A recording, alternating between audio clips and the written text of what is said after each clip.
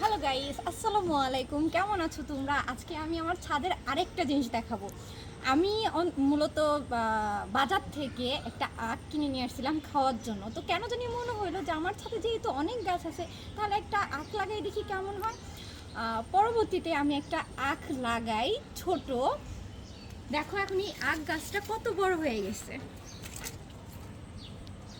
এই আখ আরও কত বড় হবে আমার জানা নাই, কিন্তু তোমরা কিন্তু দোয়া করো আমার আখ গাছটা জানি অনেক বড় হয়, মানে আমি জানি খাইতে পারি এবং যেন মিষ্টি হয়। দেখো কত সুন্দর, কিন্তু এত সুন্দর হবে আমি কখনো আসলেই ভাবি নাই যে গাছটা এত সুন্দর হবে। ঠিক আছে, তো এখন আমার আফসোস হচ্ছে যে আমি কেন আরও কয়েকটা লাগাইলাম না। একটা লাগানো হইতে এতটুকু হয়েছে, মনে হয় আরও কয়েকটা লাগাইলে আরও বেশি ভালো হইতো, সবাই মিলে খেতে পারতাম।